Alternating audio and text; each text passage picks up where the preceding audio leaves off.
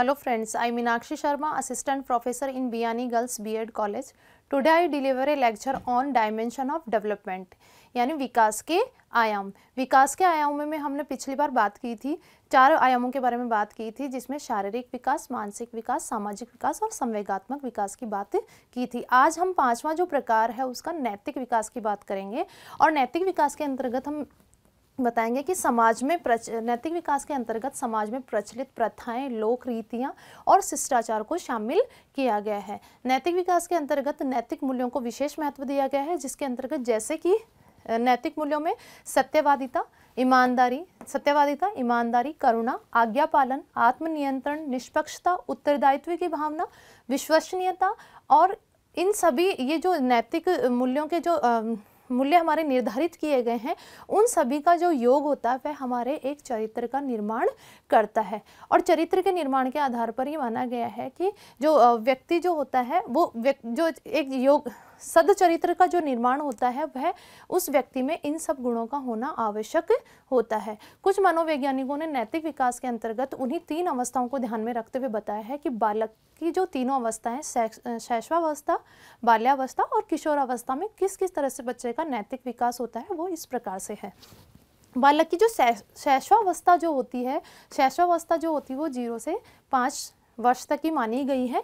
0 से 5 वर्ष तक की जो अवस्था में जो जितना नैतिक विकास होता है वो इस प्रकार से होता है। बालक में नैतिकता का अभाव पाया जाता है, क्योंकि बालक जो होता है वो छोटा होता है, उसको अच्छे बुरे, उचित अनुचित व्यवहार का पता नहीं होता है। उसमें जितना हमने बच्चे को सिखा है, बच्चा उसी के अनुसार बच्चा कार्य करता है। शैशवावस्था के अंतर्गत जो नैतिक विकास हम देखते हैं तो उसमें ये बताया गया है कि बच्चे में नैतिकता का अभाव होता है, क्योंकि बच्चे को उचित और अनुचित का पता नहीं होता है, क्योंकि बच्चा बहुत छोटा है, उम्र में बहुत छोटा होता है और उस बच्चे का जो व्यवहार होता है उसकी इच्छा के अनुसार होता है और दूसरों को अनुसरण करके वह व्यवहार करता है। उसमें स्वयं का स्व विवेक के आधार पर बच्चा कार्य नहीं कर सकता, क्योंकि वह अभी दूसरों पर डिपेंड होता है। उसको जिस तरह से सिखाया जाता है वह बच्चा उसी के अनुसार कार्य करता है, उसी के अनुसार व्यवहार करता है। सेकंड है हमारा बाल्यावस्था। बाल्यावस्था के अंतर्गत जो नैतिक विकास होता है उसमें क्या होता है, बच्चे की थोड़ी एज क्या होती है, बढ़ जाती है, यानी 6 से 12 वर्ष की जो उम्र होती है वह बाल्यावस्था के अंतर्गत आती है।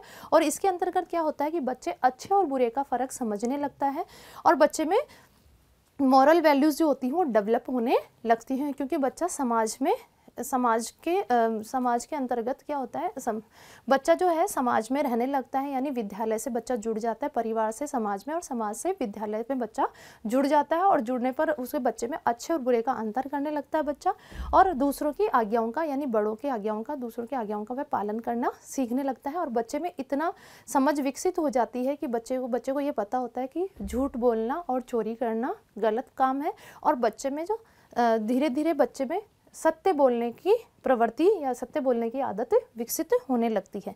और साथ ही साथ इस वाली उम्र में जो है बच्चे में नैतिक विकास के आधार पर बच्चे में सहयोग की भावना का विकास हो जाता है, क्योंकि वह समूह में रहने लग जाता है, उसमें सामूहिकता की भावना होती है और समूह में रहने पर उसमें सहयोग की भावना का विकास होता है, क्योंकि वह पूरे समूह को साथ में लेकर चलता है, तो वो एक दूसरे को सहयोग करते हुए कार्य करने की प्रवृत्ति उसमें जागृत होती है। थर्ड है हमारा किशोरावस्था।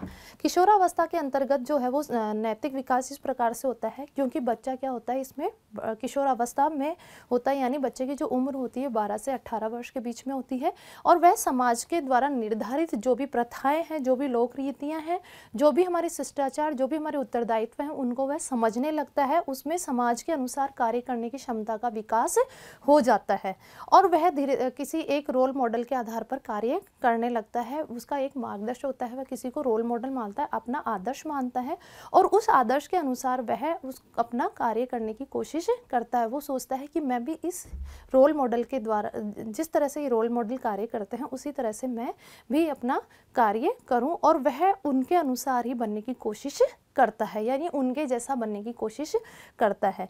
और सामाजिक नियमों और उत्तरदायित्वों को वह समझने लगता है। साथ ही साथ उसमें अच्छे और बुरे की परस्पर तुलना करने लगता है कि यह कार्य सही है मेरे लिए, या मेरे फ्यूचर के लिए कार्य सही रहेगा या गलत रहेगा, वह परस्पर तुलना करने लगता है। Thank you for watching this video. Please like, comment, share and do not forget our subscribe channel. Please visit your website gurukpo.com. Thank you.